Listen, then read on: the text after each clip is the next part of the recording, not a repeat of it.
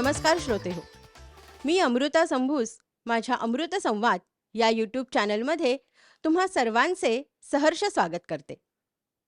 आपला भारत देश हा विविध सण उत्सवांनी समृद्ध असा आहे.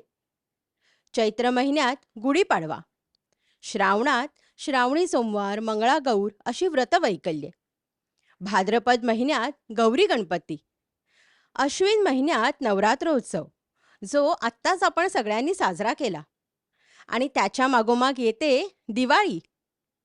दिवाळी ही सगळ्या सणांची राणी आहे. दिवाळी हा प्रकाशाचा उत्सव आहे, ज्याला आपण दीपोत्सव असंही म्हणतो. दिवाळी म्हणजे दिव्यांचा लखलखाट, रांगोळी, फटाक्यांची आतषबाजी, दिवाळी पहाट, दिवाळी अंक, फराळ, किल्ले आणि बरंच काही. अजून काही राहिलं का हो? हां, दिवाळीची सुट्टी आणि दिवाळीमध्ये मिळणारा बोनस. तर अशी ही दिवाळी जी अबालवृद्धांपासून गोरगरिबांपर्यंत सगळ्यांना आनंद देऊन जाते. ह्या दिवाळीचे सुद्धा प्रत्येक दिवसाचे एक खास महत्त्व आहे. जसं वसुबारस, नरक चतुर्दशी, बलिप्रदा, लक्ष्मीपूजन, भाऊबीज, पाडवा, ह्या सगळ्याचे जे महत्त्व आहे ते आज आपण जाणून घेणार आहोत. आणि त्यासाठी आम्ही आज आमंत्रित केलेलं आहे ज्येष्ठ पंचांगकर्ते आणि खगोल अभ्यासक श्रीयुत डॉ. सोमण सरांना. नमस्कार सर. सर्वप्रथम मी तुम्हाला दिवाळीच्या खूप खूप शुभेच्छा देते. तुम्हाला पण शुभेच्छा. धन्यवाद सर. सर, पहिला प्रश्न असा आहे की ह्या वर्षी दिवाळी हा सण किती दिवसांचा आहे? प्रथम प्रेक्षकांना दिवाळीच्या शुभेच्छा खूप खूप. आपल्याला माहिती आहे, दिवाळी म्हटली की सणांचा राजा, बरोबर. उत्साह जबरदस्त. दिवाळी हा सण केवळ धार्मिक राहिलेला नाही, तो सामाजिक आहे, सांस्कृतिक आहे. यावर्षी दिवाळी 7 दिवसांची आहे. अच्छा. हो, म्हणजे गुरुवारी 9 नोव्हेंबरपासून बुधवारी 15 नोव्हेंबरपर्यंत दीपावली आहे. अरे वा. बघा, हां. गुरुवारी 9 नोव्हेंबरला गोवत्स द्वादशी हं. म्हणजे वसुबारस आहे. बरोबर. आता हा दिवस कसा ठरवतात तर आश्विन कृष्ण द्वादशी प्रदोषकाली पाहिजे. प्रदोषकाली म्हणजे सूर्यास्तानंतर बरोबर. 1-3 तास 2.5-3 तास हां. त्या काळी जर आश्विन कृष्ण द्वादशी असेल तर प्रदोषकाली म्हणतात, आणि ती वसुबारस गोवत्स द्वादशी. तर तो दिवस आहे गुरुवार 9 नोव्हेंबरचा, लक्षात ठेवा. त्यानंतर शुक्रवारी 10 नोव्हेंबरला धनत्रयोदशी आहे. अच्छा. हा, धनत्रयोदशी धन्वंतरी पूजन. हो. आणि याच दिवशी गुरुद्वादशी आहे. हां. आता बघा, गोवत्स द्वादशी आणि गुरुद्वादशी याच्यामध्ये फरक आहे. बरोबर. गोवत्स द्वादशी म्हणजे गाय आणि वासरू वासरू. यांची पूजा करायची. हो. आणि गुरुद्वादशी हे श्रीपाद श्रीवल्लभ हे दत्तात्रयांचे हो. अवतार अवतार म्हणा. आहेत. तर त्यांची पुण्यतिथी अच्छा. आणि ती साजरी होत असते हां. सर्व ठिकाणी. हां. तर ती आहे गुरुद्वादशी. ती मात्र शुक्रवारी 10 नोव्हेंबरला आहे. अच्छा. हा, आणि धन्वंतरी पूजन धनत्रयोदशीला ते बरोबर. आपल्याला माहिती आहे. ही प्रदोषकाली त्रयोदशी असेल त्या दिवशी धनत्रयोदशी. हं. आपल्याकडे काय आहे, प्रत्येक सण उत्सव ठरवताना एक वेळ दिलेली आहे. म्हणजे गणेश चतुर्थीला मध्यान्हकाली, हो. जसा रामाचा जन्म हा दुपारी मध्यान्हकाली झाला, बरोबर. भगवान कृष्णाचा जन्म मध्यरात्री झाला. रात्री झाला. तर तसंच प्रत्येक सण ठरवताना आहे. त्यानंतर शनिवारी 11 नोव्हेंबरला शिवरात्री आहे, हां. खाडा दिवस आहे.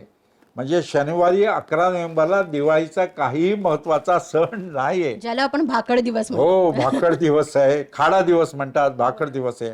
रविवारी मात्र 2 सण आलेले आहेत. अच्छा. रविवारी 12 नोव्हेंबरला हां. चंद्रोदयाच्या वेळी अश्विन कृष्ण चतुर्दशी आहे. हां. त्यामुळे नरक चतुर्दशी हे रविवारी 12 नोव्हेंबरला आहे. अच्छा. आणि त्याच दिवशी प्रदोषकाली अश्विन अमावास्या असल्यामुळं लक्ष्मी कुबेर पूजन आहे. अच्छा. म्हणजे रविवारचा दिवस हा दिवाळीतला महत्वाचा दिवस. 12 नोव्हेंबर बरोबर. म्हणजे सकाळी नरक चतुर्दशी साजरी करायची, अभ्यंग स्नान, पहिली आंघोळ, पहिली अंघोळ. आणि संध्याकाळी प्रदोषकाळी लक्ष्मी कुबेर पूजन करायचं, बरोबर. हे आहे. आणि सोमवारी 13 नोव्हेंबरला दर्श सोमवती अमावास्या आहे. पुन्हा भाकड दिवस आहे, खाडा दिवस आहे, सोमवारी काहीही नाही आहे दिवाळीचं. पण मंगळवारी आपल्याला माहिती आहे 14 नोव्हेंबरला बलिप्रतिपदा आहे. म्हणजे कार्तिक शुक्ल प्रतिपदा, बलिप्रतिपदा आपण दिवाळी पाडवा पाडवा म्हणतो, म्हणतो. तो दिवस आहे. तर तो दिवस महत्त्वाचा आहे. आणि विक्रम संवत 2080चा प्रारंभ होतोय त्या दिवशी, नवीन वर्ष सुरुवात होते विक्रम संवत, म्हणून तो दिवस महत्त्वाचा आहे. आणि बुधवारी दिवाळीचा शेवटचा सण कुठला? भाऊबीजेचा. तर तो भाऊबीजेचा सण बुधवारी 15 नोव्हेंबरला आहे, यमद्वितीया तो सण आहे. अपराह्नकाळी द्वितीया पाहिजे, तर त्या दिवशी यमद्वितीया भाऊबीज असते. तेव्हा यावर्षी दिवाळी अशी 7 दिवस आलेली आहे. अच्छा. त्यापैकी 2 दिवस खाडा, खाडा. म्हणजे तुम्ही म्हणाल भाकड भाकड दिवस तसे आहेत, पण बाकी 5 दिवस मात्र दिवाळीचं धुमशान आहे. मस्तपैकी प्रकाशाचा उत्सव आपण साजरा करायचा आहे. बरोबर. दिवाळीची आपण तयारी कशी करायची? हो, दिवाळी दिवाळी म्हटली की तयारी करायला पाहिजे. आणि जवळजवळ 10 कामं करावी लागतात अच्छा. दिवाळी म्हटली की. आणि आपल्याला माहिती आहे दिवाळीच्या आदल्या दिवशी सुद्धा सगळी कामं झाली की नाही हे पुन्हा तपासावं लागतं. चेकलिस्ट. पहिलं काम म्हणजे आर्थिक नियोजन. आपल्याला माहिती आहे बोनस म्हटलं, दिवाळी म्हटली की बोनस, आणि बरोबर. बोनस म्हटलं की दिवाळी. तर बोनस म्हणजे पैशाची व्यवस्था करायची. हो. सो आपले नोकर आहेत त्यांना पण दिवाळी साजरी करता यायला पाहिजे, म्हणून बरोबर. त्यांना पण बोनस द्यायचा. हे पहिलं काम. दुसरं काम घराची साफसफाई करायची. अलक्ष्मी निस्सारण हे बरोबर. अगोदर करायचं आहे. अलक्ष्मी निस्सारण म्हणजे अलक्ष्मी म्हणजे कचरा, दारिद्र्य, त्याला घालवायचं घराच्या बाहेर. बरोबर. म्हणून माहितीये साधारण घराची साफसफाई आपण दिवाळी जवळ आली की करतो. तर ते काम करायचं शेवटच्या दिवसापर्यंत, ते महत्वाचं असतं. तिसरं म्हणजे खरेदी, कपड्याची खरेदी, वस्तूंची खरेदी, पणत्यांची खरेदी, उटीनं आणणं, ते ही खरेदी सगळी दिवाळीच्या अगोदर करायला पाहिजे. नंतर चौथं काम म्हणजे फराळ करणं. अर्थात ते एका दिवशी होत होत नाहीत. नाही. लाडू, करंजी, चकली, शेव, अनारसे बरोबर. आता हल्ली अलीकडे बाहेरून विकत आणतात. पण हो. बाहेरून विकत आणण्यापेक्षा स्वतः करणं हे जास्त चांगलं दिसतं. खरंय. तेव्हा स्वतः करणं आणि त्याची चव पण जास्त चांगली लागते. तो फराळ करणं. 5वं म्हणजे पणत्या तयार करणं. नंतर इलेक्ट्रिकच्या माळा, म्हणजे हो. दिव्यांच्या माळा, रोषण आहे त्याची तयारी करणं. आणि हल्ली पाण्याचे दिवे पण मिळतात. हो. म्हणजे तेल नाही न घालता घालता. पाणी घातलं की लगेच दिवा बरोबर. प्रज्वलित होतो. तर ती तयारी, पणत्यांची तयारी करायची. बरोबर. त्यानंतर 6वं काम आकाशकंदील करायचं. हो. आपल्याला माहिती आहे, आम्हाला आठवतं कोकणामध्ये बांबू आणायचे हा. आणि तासून काड्या करायच्या, षटकोनी कागद हो. रंगीत आणून आकाशकंदील करायचे. त्यावेळी आम्ही पणतीचे आकाश म्हणजे गोलाकार आकाशकंदील करत असत. अच्छा. हे चित्र कापायची हा. आणि त्याच्यामध्ये पणती लावली, दिवा लावला की तो गोल फिरायचा अच्छा. आणि त्याची बाहेर छाया पडायच्या. म्हणजे ओके. प्राणी आकाराचे कट केले हा असतील हा. तर असे पायलीचे कंदील अच्छा. आम्ही त्याला म्हणत असू. ओके. हल्ली कंदील बरेचसे मिळतात तयार, वेगवेगळे, किंवा हो. आपण तयार करणं हे आकाश कंदील महत्वाचं असतं. बरोबर.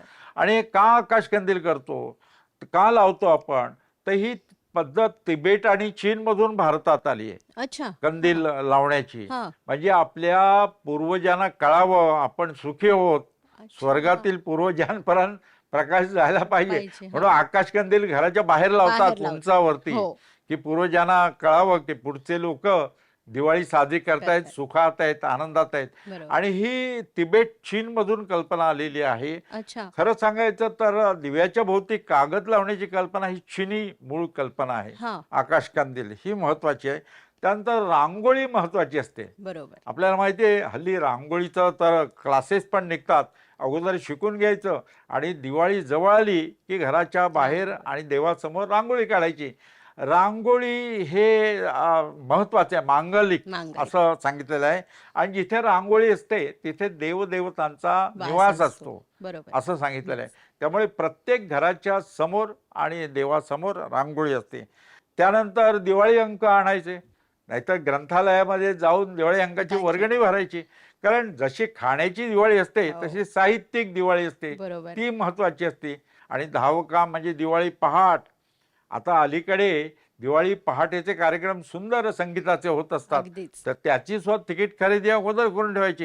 ही तजबीज 10 कामं दिवाळी जवळ आली की आपण करून घ्यायची. हे बरोबर. महत्वाचे आहे. अगदी खरं. आणि आत्ताच तुम्ही जसं म्हणालात, की पणत्यांविषयी तुम्ही म्हणालात, की हल्ली आपल्याला तेल न घालता बरोबर, पाणी घालून सुद्धा आपण तो दिवा प्रज्वलित करू शकतो. तर बरोबर. ह्याच्यामध्ये मला साईबाबांचा चित्रपट आठवला, की हां. ज्याच्यामध्ये आहे साईबाबांनी पण जे तेल पाण्यावरती हां, तेल नव्हतं, पण पाणी होतं आणि त्यांनी ती प्रज्वलित केली पण हो, ती. तर हल्ली आपण तसंही करू शकतो. बरोबर, बरोबर. आणि आकाशकंदिलाचं जसं तुम्ही म्हणालात, तर ते एक समृद्धीसुद्धा आहे हो, आणि प्रकाश दाखवतो. आपल्या मनातलं जे नैराश्य आहे, हो. ते सुद्धा ते घालवतं. बरोबर. त्याच्यामुळे श्रोते हो, कोणत्या-कोणत्या गोष्टी लक्षात आहेत ना, काय-काय करायचं आहे, ही 10 कामं खूप महत्त्वाची आहेत. आणि जसं तुम्ही दिवाळी अंकाचं म्हणालात, तर तो साहित्यिक फराळही आपल्याला महत्त्वाचा असतो. म्हणजे नुसताच पौष्टिक आपला खायचा फराळ नाही, पण तो बौद्धिक फराळही बरोबर, खूप बरोबर. महत्त्वाचा आहे. त्यामुळे दिवाळी अंक तुम्ही नक्की घ्या, वाचा आणि साहित्यिक फराळाचा आनंद घ्या. आपल्या दिवाळीतला पहिला जो दिवस आहे, हो, तो वसुबारस. हो. तर वसुबारस ह्या आपण कसा साजरा करतो आणि त्याचं महत्त्व काय? हां, वसुबारस पहिला दिवस खरं आहे. पण त्या अगोदर दिवाळीचं मी सांगतो. दिवाळी हा धार्मिक नाही कार्यक्रम राहिलेला आहे. हां. दिवाळी हा सण हा असा आपल्याला सामाजिक आणि सांस्कृतिक झालेला आहे. आणि दिवाळी 3,500-4,000 हजार वर्षापासून साजरी करतोय. अच्छा. म्हणजे देवांचा दिवस सुरू झाला असं म्हणतात, म्हणून दिवाळी साजरी करतो. दिवाळीची नावं प्राचीन काली कशी होती बघा. यक्षरात्री असं ओ. दिवाळीला म्हणत असत. दीपमाला, हां. दीप प्रतिदुत्सव, अच्छा. नंतर दीपालिका, सुखरात्री, सुखसुप्तिका अशी नावं आहेत. चैतन्याचा उत्सव, दीपावली, दिवाळी असं दिवाळीला प्राचीन कालापासून म्हणतायत. आता मूळ हेतू काय, तर शेतातील धान्य नवरात्रात घरात येतं. बरोबर. घर संपन्न होतं. म्हणून हा दिवाळीचा सण आलेला असतो. थंडीमध्ये येत असतो. आता हा प्रकाशाचा उत्सव, हा दिवा लावल्यानंतर अंधकार दूर होतो. पण आजकाल आधुनिक अंधकार कोणता आहे?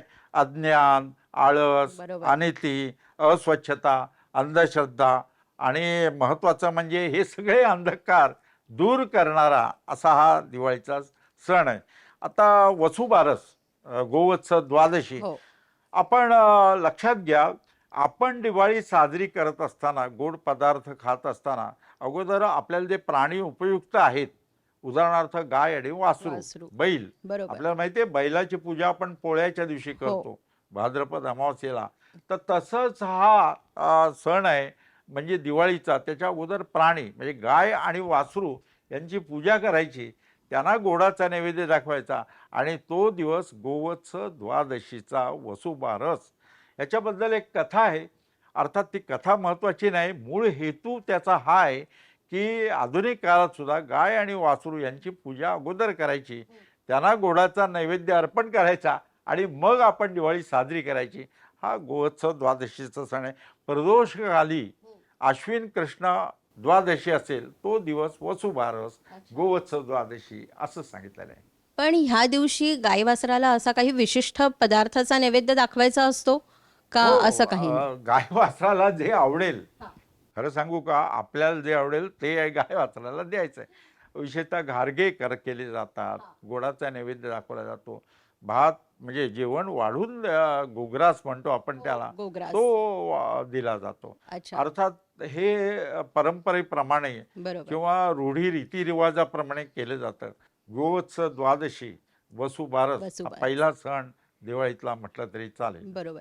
आणि मला वाटतं आपला देश हा शेतीप्रधान आहे, तर हो, म्हणून सुद्धा आपण गाय वासराची पूजा नक्कीच. करतो. कारण ते राबतात आणि त्याच्यामुळे आपल्याला धनधान्य मिळतं. तर बरोबर. हे एक त्यांच्याप्रती जे आपलं ऋण आहे, ते बरोबर, दाखवण्याचा हा एक बरोबर, सण आहे. बरोबर.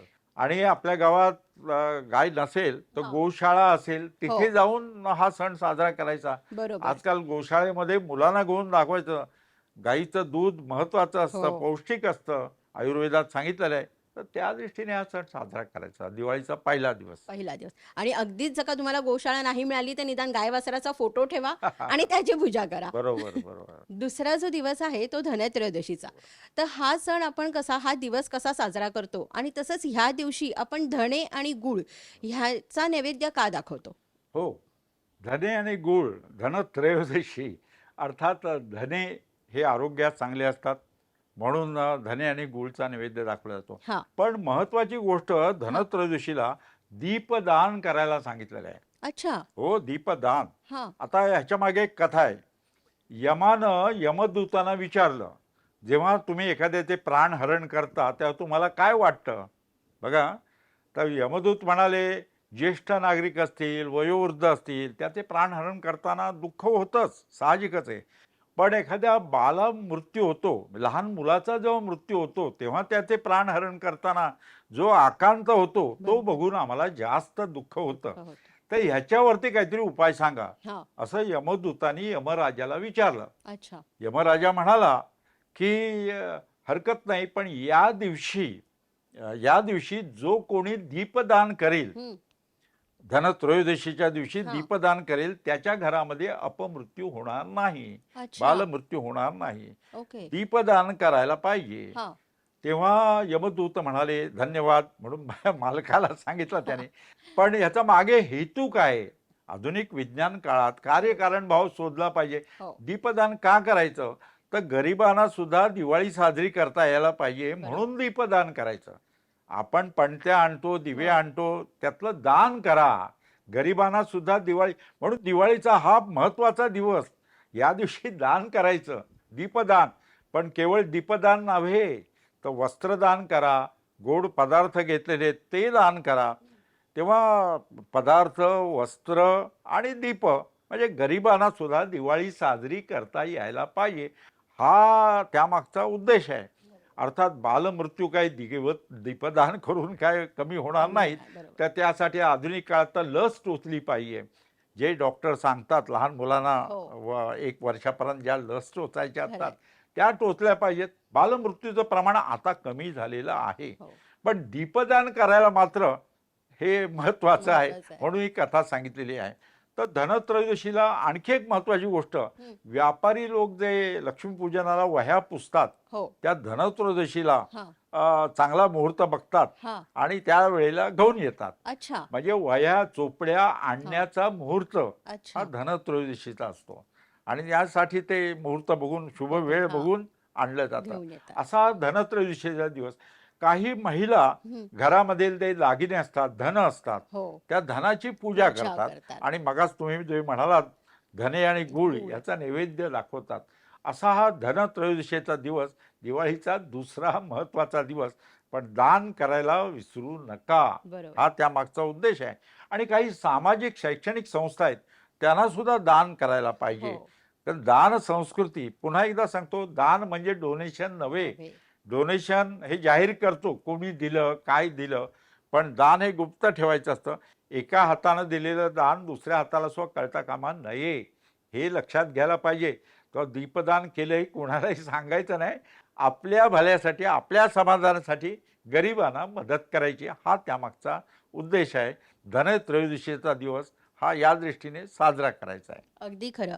म्हणजे जसं आपल्यामुळे एखाद्याच्या आयुष्यामध्ये प्रकाश यावा बरोबर. आणि त्याच्या घरी सुद्धा चैतन्य यावं, मांगल्य यावं. बरोबर. म्हणजे जसं आपल्याकडे उजेड आहे, प्रकाश आहे, त्याचाच प्रकाशाचा जो थोडाफार वाटा आहे तो त्यालाही मिळावा, बरोबर. ह्याच्याकरता. आणि अजून एक सर, धनत्रयोदशीच्या दिवशी धन्वंतरी पूजन पण असतं. हो. तर मग त्याच्याविषयी सांगाल का? मी सांगणारच होतो, तुम्ही बरी सांगितलं, विचारलं.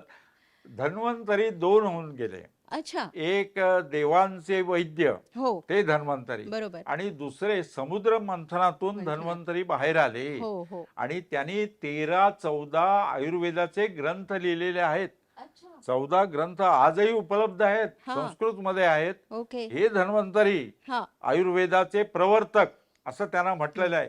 म्हणून धन्वंतरी पूजन करायला सांगितलेलं आहे. अर्थात गावामध्ये ज्येष्ठ श्रेष्ठ डॉक्टर असतील, वैद्य असतील, त्यांचा या दिवशी सत्कार केला जातो गावातर्फे. अच्छा. कारण गावाचं आरोग्य त्यांच्यावर मुळे बरोबर. राखलं जातं. अगदी म्हणून खरं. शिवाय आपण काय करू शकतो, तर आपले फॅमिली डॉक्टर जे असतील, आपल्या तब्येतीची काळजी घेणारे, त्यांना या दिवशी एक फूल देऊन किंवा पुष्पगुच्छ देऊन, बा धन्वंतरी पूजन आहे, मी तुमची पूजा करतो. कारण वर्षभर आरोग्य चांगलं ठेवणं हे डॉक्टरच्या मदतीनंच होऊ खरंय. शकतं. अगदी खरं. म्हणून धनत्रयोदशीला दीपदान करायचं आणि डॉक्टरांची कृतज्ञता व्यक्त व्यक्त करायची, करायची. हे महत्वाचं आहे. आणि गावामध्ये धन्वंतरी पूजनचा सोहळा मोठ्या प्रमाणावर साजरा केला जातो. प्रत्येक शहरामध्ये ज्येष्ठ श्रेष्ठ वैद्य डॉक्टर यांचा सत्कार केला जातो. असा हा धनत्रयोदशीचा दुसरा दिवस महत्त्वाचा. म्हणजे आपण डॉक्टरांना सांगूही शकतो की आम्ही तुमच्यामध्येच धन्वंतरी देवतेला बघतो आहोत नक्कीच नक्कीच. आणि त्यामुळे तुम्ही आहात म्हणून आम्ही सुदृढ आणि निरोगी आयुष्य जगू बरोबर शकतोय. बरोबर. त्यामुळे आणि धन्वंतरींचा फोटो चित्र पण लावलं हो जातं हो त्यावेळी आणि बरोबर त्याचं पूजन करण्याची पूजन प्रथा सुद्धा आहे. आहे. आणि म्हणूनच मला वाटतं सगळी जी हॉस्पिटल्स आहेत तिकडे आपल्याला धन्वंतरीची मूर्ती दिसते, हो त्या देवतेची बरोबर. मूर्ती. भारतीय संस्कृतीचं हेच वैशिष्ट्य आहे की बघा, प्रत्येक योगशास्त्र, हो आयुर्वेद, हे सगळं जे काही खगोलशास्त्र, गणितशास्त्र, हे प्राचीन काली भारतामध्ये प्रगत होतं. हे याच्यावरून दिसून येतं. अगदी खरं. 13-14 आयुर्वेदाचे ग्रंथ लिहिणारा धन्वंतरी हा हो, पहिला आयुर्वेदाचा हे विशेष आहे. अगदी खरं. म्हणून तो दिवस साजरा आठवणीनं करायला पाहिजे. ते महत्त्वाचं आहे. नक्की. अर्थात पुढचा दिवस विचारण्यापूर्वी सांगतो, हा पुन्हा शनिवारी हा 11 नोव्हेंबर खाडा दिवस आहे. अच्छा हो बरोबर तर मगाशी एक तुम्ही दिवस मध्ये सांगितलं दिवाळीची तयारी राहिली तयारी. असेल ना तुमची, तर म्हणजे एखादा काही खरेदी पदार्थ, राहिली असेल. हो, खरेदीपेक्षा पदार्थ पदार्थ. करण्यात राहिलं असेल, दीपदान करायला राहिलं असेल, बरोबर तर तो दिवस एक करू खाडा, शकता. मुद्दाम खाडा दिवस दिलेले त्याचा उपयोग करून घ्यायचा. करू. रांगोळी काढू शकतो, खरंय. रंगावली प्रदर्शनं भरतात, हो ते बघू शकतो आपण या दिवशी. खाडा दिवस विश्रांतीसाठी सुद्धा दिलेले गृहिणींना बरोबर. विशेषतः. आता धनत्रयोदशी नंतर येते ती नरक चतुर्दशी. बरोबर. तर नरक चतुर्दशी विषयी तुम्ही काय सांगाल आणि हा जो दिवस आहे तो कसा साजरा करतात? मला वाटतं ह्याला आपण छोटी दिवाळी असं पण म्हणतो. हो. नरक चतुर्दशी, पहिली अंघोळ. बरोबर. पहिली अंघोळ कधी आहे असं गावाकडे कोकणात हो. विचारलं जातं. म्हणजे अभ्यंग स्नान. अभ्यंग स्नान. अभ्यंग स्नान महत्वाचं आहे. पहिली अंघोळ हे बरोबर. महत्वाचं आहे. आणि अभ्यंग स्नान हे आयुर्वेदामध्ये महत्वाचं सांगितलेलं आहे. हा कारण बघा, दिवाळी थंडीमध्ये येते हो आणि थंडीमध्ये त्वचा कोरडी होते. स्नायू बळकट होण्यासाठी आणि त्वचा कांतिमान होण्यासाठी अभ्यंग स्नान करायचं आहे. अभ्यंग स्नान कसं करायचं काय माहितीये? उटणं आपण उठीन. उटणं लावतो बरोबर आणि सुगंधी तेल आणतो बरोबर आणि बरोबर सुगंधी तेलामध्ये उटणं घालून बरोबर. म्हणजे त्यांनी हे अभ्यंग स्नान करायचं आहे. बरोबर. पण शास्त्रपूर्व. हा आता उटीन कसं तयार करायचं? त्याला उटीन म्हणतो, उटण म्हणतो. बरोबर. बघा, मी पदार्थ सांगतो ते हा त्याच्यामध्ये पाहिजेत. चंदन पाहिजे, अच्छा हळद पाहिजे, कोष्ठ कोळिंजन पाहिजे, नागरमोथा, कचोरा, कापूर कचरी, वाळा, बावची, अनंतमूळ, आवळा, दवणा, मारवा, पुदिना, पुदिना पण आहे त्याच्यात, मुलतानी माती आणि चण्याचं पीठ, हे अच्छा 16 पदार्थ एकत्र करून त्याची पावडर, ही खरी खरी उटण. म्हणजे फेस पॅकच झाला आजकालच्या भाषेमध्ये म्हणायचं आता असेल तर. तुम्ही बघा, आता आपण बाजारातून आणतो ही उटणं अशी असतात का? नाही नसतात. नाही पण उटीन हे महत्वाचं. बरोबर. आणि अत्तर हे महत्वाचं आहे. हम्म अत्तर कसं केलं पाहिजे? हम्म हे केमिकलचं नव्हे, हा तर फुलांपासून सुगंधित अत्तर होतं. फुलं. आपल्याला माहिती आहे, कनोजचं अत्तर प्रसिद्ध हो होतं. हो हो कनोजी हो फुलांपासून केलं जातं हो ते अत्तर. म्हणजे तिळाचं तेल, हम्म हा, आणि उटीन हा आणि सुगंधी अत्तर हा यांनी शरीराला मसाज करायचा, अच्छा मॉलिश करायचं दिवाळीच्या ह्या नरक चतुर्दशी चतुर्दशीच्या दिवशी, आहे की नाही? बरोबर. थंडीमध्ये. आणि नंतर गरम पाण्याने स्नान करायचं.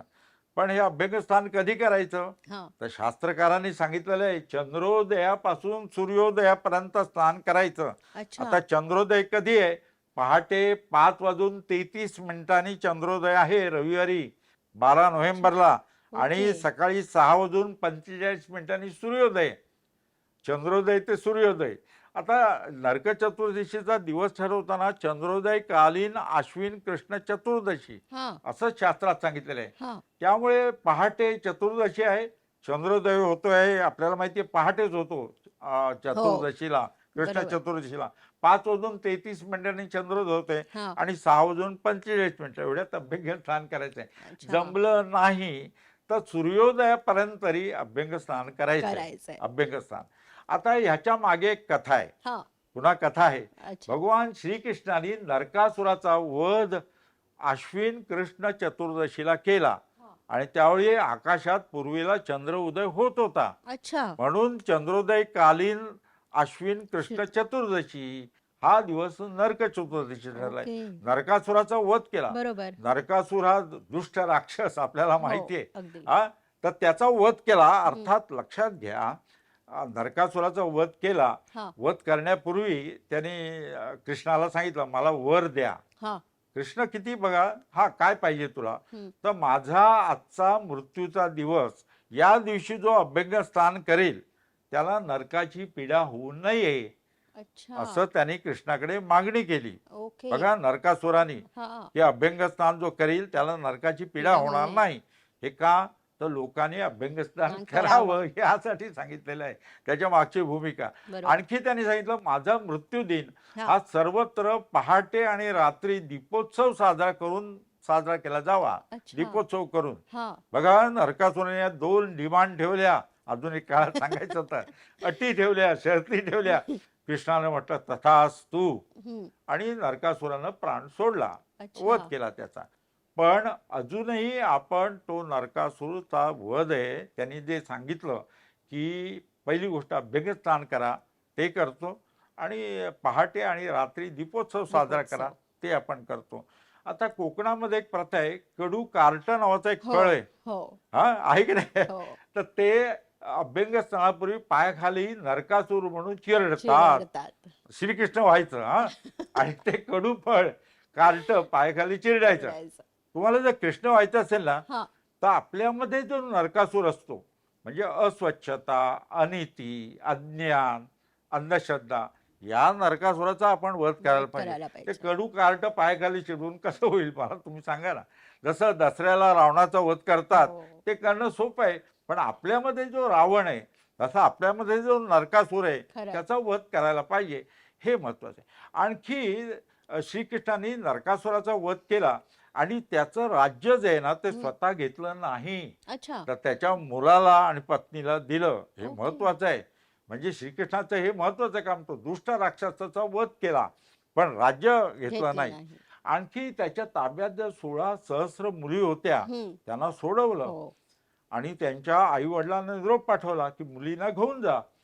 पण आई वडील आले नाहीत. का? तर आमच्या मुली पाठलेल्या आहेत, त्यांना आम्ही आता घरात घेणार नाही, बरोबर. समाज आम्हाला वाईट टाकेल. त्या काळामध्ये बघा, कृष्णाला हे उत्तर मिळालं. मग कृष्णाने काय केलं, तर त्यांना समाजात प्रतिष्ठा प्राप्त करून देण्यासाठी त्यांच्याशी विवाह केला असं जाहीर केलं. हो. म्हणून 16 सहस्र 16 सहस्र. गवळणी, ते आपण म्हणतो ना, हो, 16 हो. सहस्र मुलींची मुलींची. श्रीकृष्णाने विवाह केला. तो त्या काळासाठी त्यांना समाजात प्रतिष्ठा प्राप्त व्हावी, त्यांच्या पोटा पाण्याची त्या काळामध्ये व्यवस्था केली. बघा, समाज म्हणजे किती समाजकार्य भगवान श्रीकृष्णाने केलं. भगवद्गीता सांगितली, दुष्ट म्हणजे राक्षसांचा वध केला, आणि त्या ज्या मुली होत्या 16 सहस्र, त्यांचा उद्धार हे केला उदरनिर्वाहाचं त्यांनी. साधन निर्माण केलं. खरंय. मला सांगा ना, अशी ही नरकासुराची कथा हो. आपल्याला बरंच काही सांगून जाते. खरंय. या काळामध्ये, आधुनिक काळामध्ये ती समजून घ्यायला पाहिजे. बरोबर. आणि तसं आहे, त्याचा कार्यकारण भाव जो आहे तो आपण हो. समजून घेतला पाहिजे. प्रत्येक कथेमागचा कार्यकारण भाव समजून घ्यायचा, अगदी खरं. तर ते महत्वाचं आहे. आणि श्रीकृष्णामधले थोडेफार गुण जरी आपल्यात आले हो. तरी सुद्धा आपण ती नरकचतुर्दशी चांगल्या मार्गाने पार बरोबर, पाडली किंवा बरोबर. साजरी केली असं आपण म्हणू शकतो. बरोबर. आणि मला वाटतं जसं आता तुम्ही म्हणालात की नरकासुरांनी वर मागितला की जो कोणी चंद्रोदय ते सूर्योदयामध्ये स्नान करेल, अभ्यंग स्नान करेल, त्याला नरकात जायला नको. हो. तर म्हणून मला वाटतं आपण असं म्हणतो का की अरे लवकर उठ, आज नरक चतुर्दशी आहे, नाही तर नरकात जाशील. काय होतं, हे दिवस थंडीचे आहेत. हो. थंडीचे असतं, लवकर मुलं उठत नाही. नाहीत. पण दिवाळी म्हटली की लवकर उठतात. बरोबर. आणि अभ्यंग स्नान, मला आठवतं कोकणामध्ये ती इतकी थंडी असायची, हा. आणि गरम पाण्यानं स्नान करताना सुद्धा पहिल्यांदा भीती वाटायची. बरोबर. मुलं रडायची अक्षरशः. पण दिवाळी, मग आनंदोत्सव, मग मजा यायची, नवीन कपडे परिधान खरंय. करायचे, पहिली आंघोळ, अभ्यंग स्नान, आणि मग फराळ, फराळ. तो आला त्याचा. आणि अभ्यंग स्नान करून पहिले आपण देवळात जायचं, हो, देवाचं दर्शन घ्यायचं, आणि मग त्याच्यानंतर सगळ्या कुटुंबाबरोबर बसून फराळ बरोबर, बरोबर, घ्यायचा. अगदी बरोबर सांगितलं. आणि श्रोते हो, मला वाटतं जसं आता सरांनी आपल्याला सांगितलं की उठणं ह्याच्यामध्ये कोणते कोणते घटक असायला हवेत. हो. तर मला वाटतं हे जर का आपण रोज सुद्धा वापरलं तरी सुद्धा ते आपल्या त्वचेकरता गुणकारीच आहे. म्हणजे नुसतं फक्त तुम्ही दिवाळीपुरतं वापरू नका किंवा एकच दिवस वापरू नका, तर ते रोज वापरलं तरी सुद्धा त्याचा निदान आपल्याला थंडीमध्ये थंडीमध्ये तर ज्यावेळी त्वचा कोरडी होते बरोबर. त्यावेळी त्वचेसाठी तेजस्वी होण्यासाठी हो, आणि स्नायू बळकट होण्यासाठी बरोबर.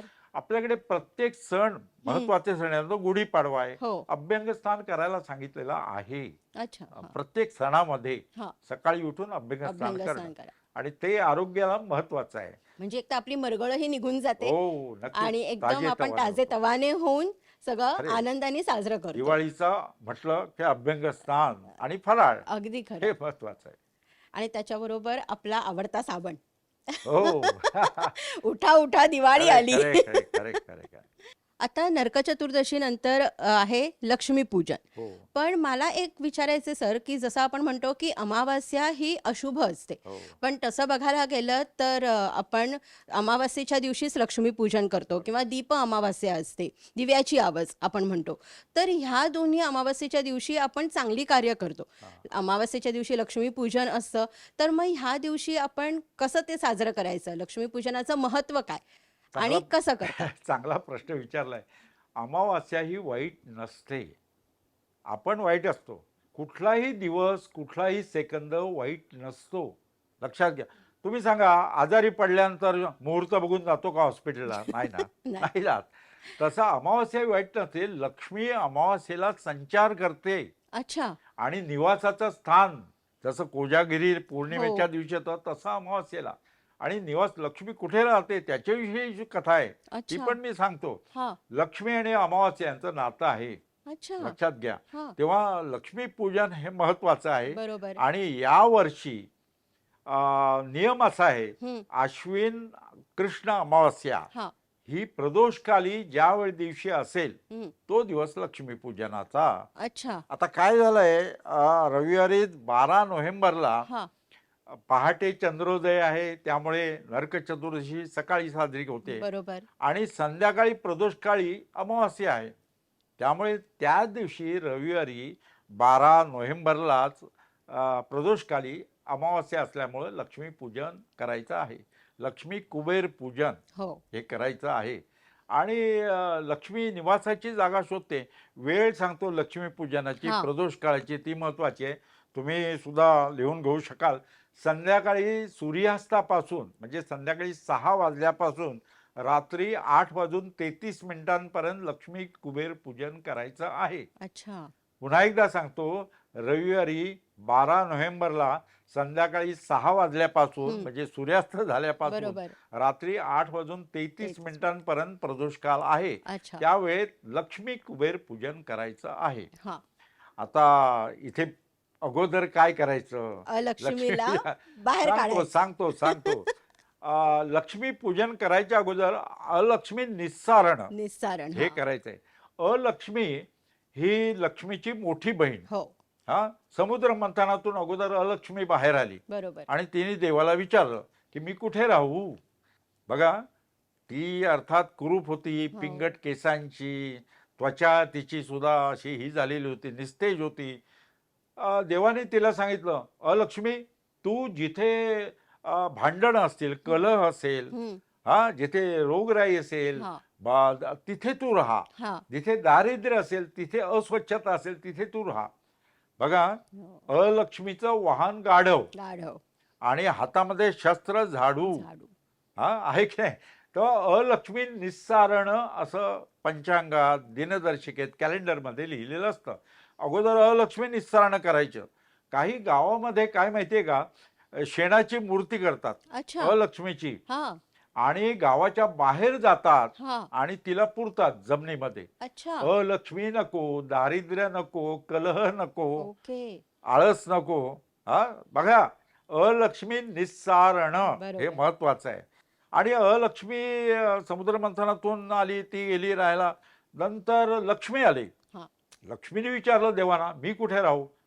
तर देवाने सांगितलं, जिथे स्वच्छता आहे, जिथे प्रामाणिकपणा आहे, जिथे कष्ट आहेत, जिथे नीतिमत्ता आहे, जिथे सुसंवाद आहे, शांती आहे, तिथे तू राहा. बरोबर. त्याप्रमाणे लक्ष्मी निवासस्थान शोधते, तिला ती तिथे राहायला गेली. अलक्ष्मी आणि लक्ष्मी परस्पर विरोधी. हो. पण एकदा काय झालं, या दोघी जणी एका मुनीकडे, ऋषीकडे गेल्या हं, आणि आमच्यापैकी सुंदर कोण दिसतं ते सांग, हं. असं विचारलं. बघा, अलक्ष्मी आणि लक्ष्मी ऋषीकडे गेल्या आणि विचारलं आमच्यापैकी सुंदर कोण दिसतं. ऋषींची पंचायत झाली. बरोबर. दोन महिला आलेल्या, कोण सुंदर दिसतं आणि कुणाला सांगायचं तू सुंदरी दिसत नाहीस म्हणून, सांगता येत नाही ना. ऋषींची तीच पंचायत झाली त्या काळामध्ये. मग ऋषींनी सांगितलं, तुम्ही असं करा, दोघींनी समोर झाड दिसतंय, हं. त्या झाडाला हात लावून या बघा, आणि मग मी सांगतो तुम्हाला, तुमच्या प्रश्नाचं उत्तर देतो. हां. लक्ष्मी आणि लक्ष्मी दोघी सुंदर कोण हे ऐकून घ्यायला ऋषींच्याकडून तयार झालेल्या होत्या. त्या गेल्या धावत, झाडाला हात लावला त्यांनी आणि परत आले ऋषी मुनींकडे. म्हणाला, सांगा मुनिवर्य, आमच्यापैकी सुंदर कोण दिसतो. हां. मुनिवर्य म्हणाले, बघा उत्तर किती सुंदर दिले. हं. अलक्ष्मीला म्हणाले, तू जेव्हा जात होतीस ना तेव्हा तू सुंदर दिसत होतीस, आणि लक्ष्मी, तू जेव्हा येत होतीस ना तेव्हा सुंदर दिसत होतीस. दोघींनाही सुंदर सुंदर. दिसत होतीस सांगितलं, पण एकीला जात असताना आणि एकीला येत असताना. अलक्ष्मी जेव्हा जाते घरातून, हो. दारिद्र्य जातं, वादविवाद जातो, संकट जातात, अनिती जाते, तेव्हा चांगलं वाटतं की नाही, साहजिकच घर शांत होतं. आणि ज्यावेळी लक्ष्मी येते घरात हो. त्यावेळी ती सुंदर दिसते. ऋषींचं खरं. ऐकून दोघी खुश झाल्या, खुश हे झाल्या. विशेष आहे. आणि महत्वाची गोष्ट, लक्ष्मी पूजन हे प्रदोषकाली करायचं आहे. हां. आणि व्यापारी वर्ग त्या वह्या आणलेल्या असतात, चोपडी त्यांचं पूजन. पूजन करतात. हो. पहिल्यांदा ओम काढतात, हो. श्री काढतात, कारण श्री हे लक्ष्मीचं लक्ष्मी. चिन्ह आहे. आणि आपल्याला माहिती आहे, अष्टलक्ष्मी आपण नवरात्रात त्यावेळी बघितलं. बघितलं. या लक्ष्मीच्या 8 रूप आहेत आणि ती रूपं लक्ष्मी आपल्या घरात राहावी, व्यापार व्यवसायामध्ये राहावी. महिला वर्ग त्यावेळी दागिन्यांची, धनाची हो. पूजा करतो, करतो. लक्ष्मीची पूजा करत असतो. पण खरी पूजा करायची असेल ना, तर लक्ष्मीला जे निवासस्थान प्रिय आहे ते आपल्या घरात घरात. राखायला पाहिजे, बरोबर. तरच. पैसा म्हणजे लक्ष्मी नव्हे. सन्मार्गानं मिळालेला पैसा आणि सन्मार्गासाठी खर्च होणारा पैसा त्याला लक्ष्मी म्हणतात. अगदी खरं. हा, अगदी खरं. सन्मार्गानं हो. खर्च करायला पाहिजे, नाही तर तो पैसेवाला आहे पण लक्ष्मी पुत्र नव्हे.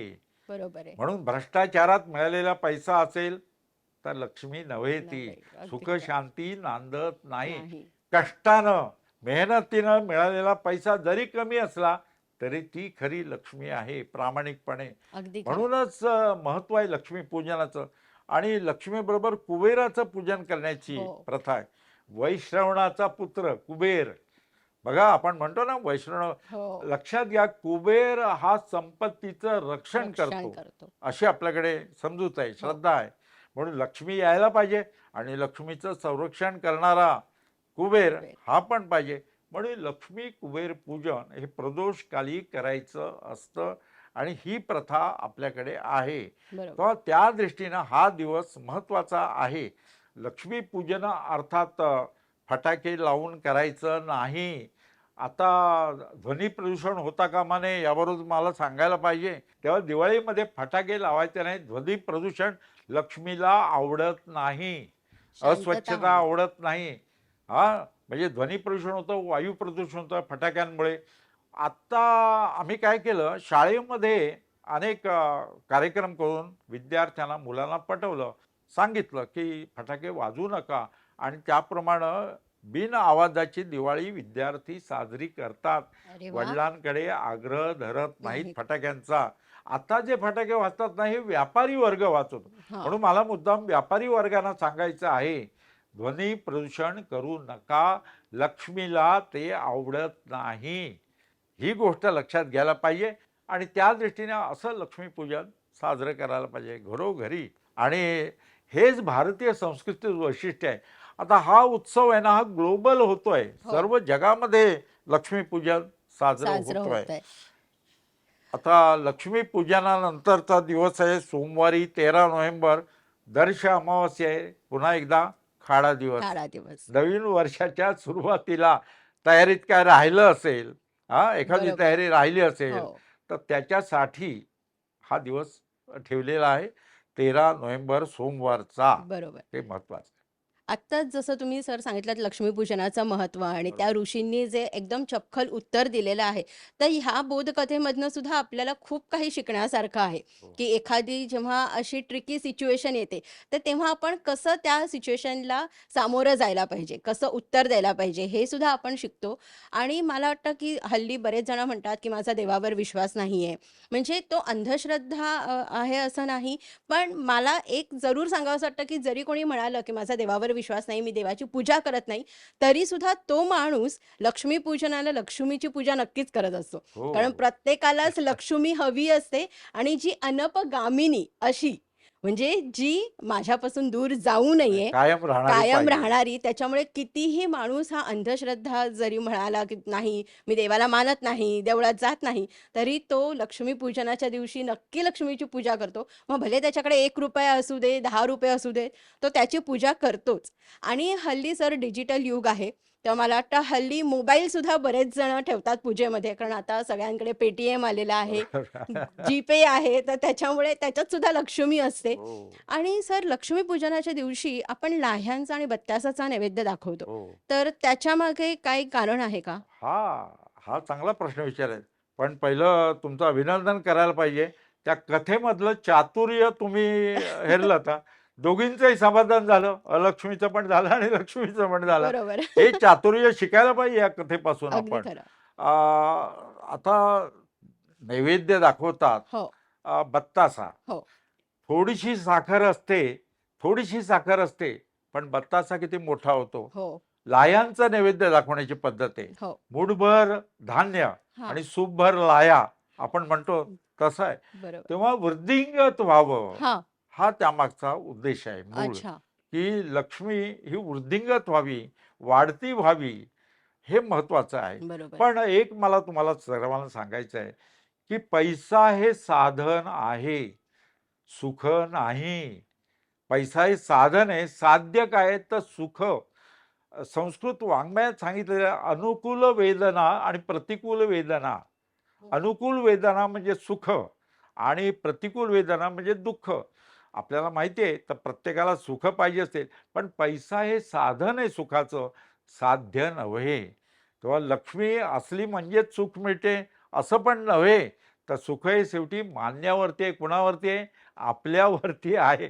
ही गोष्ट ही म्हणजे हो, मूळ तत्व हो. या कथांमधून आपल्याला शिकायला मिळतं. अगदी खरं. म्हणून आस्तिक असा, नास्तिक असा, बरोबर आहे. शेवटी ह्या कथांमागचा, या सण उत्सवामागचा उद्देश लक्षात घ्यायला पाहिजे. अगदी आणि खरं. हा उद्देश साध्य आपण लक्षात घेतला ना, हो. तर मग आपण आस्तिक बनतो. या संपूर्ण भारतीय संस्कृतीत ते आस्तिक बनतो. हे बरोबर. महत्वाचं आहे. अगदी खरं. आणि जसं आत्ताच तुम्ही म्हणालात, की पैसा जो आहे, तो चांगल्या मार्गाने जर का तुम्ही कमवलात बरोबर. आणि त्याचा विनियोगसुद्धा चांगल्या कामासाठी केलात, तरच ती लक्ष्मी आहे नक्कीच. आणि तरच ती तुमच्यावरती नेहमी वरदहस्त ठेवून असते. अन्यथा ती तुमच्यावरती नाराज होते. कारण तुम्ही एखाद्याला लुटलेलं असतं, लुबाडलेलं असतं, हो. तर ती लक्ष्मी नाही. तर हे सगळ्यांनीच लक्षात ठेवण्यासारखं आहे, की जी आपण लक्ष्मी कमवतो आहोत, ती कुठल्या मार्गाने कमवतोय. याच्यासाठी एक कथा सांगतो तुम्हाला हां. थोडक्यात. अमेरिकेमध्ये कोरोनाच्या काळामध्ये एक मनुष्य रस्त्यामध्ये डॉलर फेकीत होता. अच्छा. डॉलर फेकत जात होता. हां, लोकांनी विचारलं, "का का रे, तू काय वेड-बीड लागलं का डॉलर फेकत चाललाय?" हां, "नाही," म्हणे, "माझ्या मित्राचा या जवळच्या हॉस्पिटलमध्ये मृत्यू झाला. हां, मृत्यू झाला आणि त्याने हे डॉलरची पेटी मृत्यूपूर्वी माझ्या ताब्यात दिली, हां. बॅग ही, आणि सांगितलं रस्त्यात फेकून दे. कारण सर्वात महत्त्वाचं काय, डॉलर नाही, आरोग्य महत्त्वाचं आहे." आरोग्य. बरोबर तर आहे. मी आरोग्याची काळजी घेतली नाही, डॉलर्स नुसते जमवत राहिलो आयुष्यभर. त्यामुळे त्या डॉलरचा काय उपयोग नाही म्हणून तो रस्त्यात फेकत होता. आरोग्य महत्त्वाचं आहे. तेव्हा मित्रांनो, लक्ष्मीपूजन हे करायचं आहे लक्ष्मी प्राप्त होण्यासाठी, पण बरोबर. त्या लक्ष्मीचा वापर आपल्या उत्तम आरोग्यासाठी करायचा आहे. अगदी हेच खरं. यातून शिकायला पाहिजे आपल्याला. बरोबर. ह्यातनंच मला एक कथा अशी आठवते, म्हणजे बहुतेक मी ती WhatsAppवर कुठेतरी वाचली होती, की जसं लक्ष्मी आणि विष्णू हो, ह्या दोघांमध्ये जरा भांडण झालं. हो, लक्ष्मी म्हणाली, की "मी श्रेष्ठ आहे. हो, म्हणजे सगळ्यांना मी हवी असते, मी प्रिय आहे." हो, तर विष्णू म्हणाले, की "नाही, प्रत्येकाला लक्ष्मीच हवी असते किंवा तीच श्रेष्ठ आहे असं नाही." तर ती म्हणाली, की "ठीक आहे, आपण बघूया." हां. म्हणून ह्याच्याकरता त्यांनी काय केलं, की वरनं पैशाचा पाऊस पाडला. हो. आणि तेव्हा श्रोतेहो एक प्रेतयात्रा जात होती, अंत्ययात्रा जात होती आणि वरनं तेवढ्या पैशाचा पाऊस पडला, तर सगळेजण ते जे पैसे पडले होते जमिनीवर, ते घ्यायला धावले. हां. म्हणजे जी लोकं त्या प्रेताला खांदा देत होती, ती सुद्धा धावली हो. आणि पैसे गोळा करायला गेली. पण ते जे प्रेत होतं, ते तसंच होतं. हो. तर विष्णू शेवटी, भगवान विष्णू हो. ते म्हणाले, की "बघ, लक्ष्मी काय म्हणते, की बघा, बघितलत सगळेजण माझ्या मागे धावले. बरोबर. मी तुम्हाला म्हटलेलं, की माझं महत्त्व आहे." हो. तर विष्णूजींनी काय उत्तर दिलं? ते म्हणाले, की "नाही, जे प्रेत आहे ते उठलं का? नाही. नाही. म्हणजे ज्याच्यामध्ये मी नाहीये, तिथे बरोबर. तुला किंमत किंमत नाही." नाही. खरंय, खरंय. बघा, या पुराणातल्या कथा आहेत, ह्याचा अर्थ पुढच्या पिढीला सांगायला पाहिजे. बरोबर. त्याचा कार्यकारण भाव सांगायला पाहिजे. ते केवळ पुराणातल्या कथा आहेत, पुराणातली पुराणातली वांगी. वांगी. ते वांगी हा शब्द नाही हा, वानगी. वानगी. वानगी हा शब्द आहे, म्हणजे उदाहरणं. तर पुराणातली उदाहरणं या हो. कथा पुढच्या पिढीला सांगायला पाहिजेत. त्याच्या मागचा कार्यकारण भाव सांगायला पाहिजे, तत्त्व सांगायला पाहिजे. खरं सांगतो मी, आजकाल घरामध्ये संवाद राहिलेलाच नाही. नाही. मुकी घरं झालीत. या दिवाळीच्या प्रसंगी तरी एकत्र मोबाईल बाजूला ठेवून लक्ष्मीपूजनाच्या दिवशी त्याची पूजा करून आपण संवाद केला पाहिजे घरात खरंच. मुलांशी, सर्वांशी. हे निदान महत्त्वाचं. तेवढा वेळ तरी तो मोबाईल लक्ष्मी म्हणून तिथे राहील. बरोबर, बरोबर. खरं आहे. अगदी खरं. आता पुढचा जो दिवस आहे तो बलिप्रतिपदेचा. हो. म्हणजे मला वाटतं आपण त्याला पाडवा असंही म्हणतो, बरोबर. दिवाळीतला पाडवा. बरोबर. तर त्याचं महत्त्व काय आणि त्याच वेळेस गोवर्धन पूजा जी असते हां. आणि अन्नकूट आपण करतो. बरोबर. तर त्याचं काय महत्त्व आणि अन्नकूटामध्ये कोणते कोणते पदार्थ समाविष्ट असतात? बलिप्रतिपदा आपल्याला माहिती आहे, मंगळवार 14 नोव्हेंबर नवीन वर्षाच्या विक्रम संवताच्या एकमेकांना शुभेच्छा द्यायच्या. दिवाळी पाडवा हो. हा विक्रम संवत 2080 राक्षस नाम संवत्सराचा प्रारंभ अच्छा. होतो आहे. ओके. हा आणि महावीर जैन संवत हं. 2550चा प्रारंभ होत आहे. या दिवशी गोवर्धन पूजा आहे, अन्नकूट आहे, पत्नी पतीला ओवाळते. हो. हा हे पण आहे आणि वही पूजन आहे. हां. त्या दिवशी वही लेखनास प्रारंभ करतात असा अच्छा. दिवस आहे. हां. तर या सर्व दिवसाचं सांगतो. बलिप्रतिपदा हो. आपल्याला ती कथा माहिती आहे ना, की बली हा राक्षस होता, पण चांगला होता, बलाढ्य होता, पराक्रमी होता आणि भगवान विष्णू न शेवटी वामनाचा अवतार घेऊन तो उदार होता बलिराजा. हो. त्याच्या दरबारात गेला आणि त्यांना विचार 3 पावलं जागा दे, असं कथा आहे आपल्याकडे. त्याच्या मागचं सूत्र पण सांगणार आहे. हां. त्यांनी 2 पावलामध्ये संपूर्ण विश्व व्यापून टाकलं हो. आणि तिसरं पाऊल कुठे ठेवू म्हणून विचारलं. बघा, बरोबर. त्यावेळी शुक्राचार्य बलीला सांगत होते, की तू तिसरं पाऊल ठेवायला हो. देऊ नको तुला मस्तकावरती. बरोबर. पण बलीनं मस्तक पुढे केलं आणि सांगितलं, तिसरं पाऊल माझ्या माझ्या मस्तकावर ठेवा. मस्तकावर ठेव. आणि वामन बटू रूपात जो आलेला हो. होता, त्यांनी बलीच्या मस्तकावरून त्याला पाताळात पाठवलं. सुपाल म्हणतात, त्याच्यामध्ये पाठवलं. हां. परंतु त्यांनी सांगितलं, मी तुझा द्वारपाल होईन. अच्छा. बघा, भगवान विष्णू म्हणाले, मी तुझा द्वारपाल होईल आणि माझं चक्र, हां. सुदर्शन चक्र तुझं हो. संरक्षण करेल, ओह! असं त्याला सांगितलं. बली 2 होऊन गेले, हं. असं काही संशोधकांचं म्हणणं आहे. हां. आपण जो शेतकरी बळीराजा म्हणतो, हो, तो हो, बळी हो. वेगळा अच्छा. आणि हा बळी वेगळा. हां. हा राक्षस बळी, पण बळी. पराक्रमी पराक्रमी. आणि उदार दान देणारा असा हां. होता.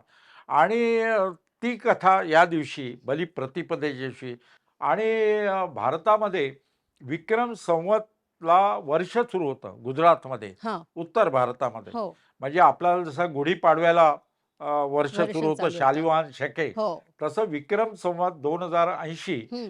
हा गुजरातमध्ये सुरू होतो. हां. त्यामुळे नवीन वर्षाच्या शुभेच्छा एकमेकाला देत असतात.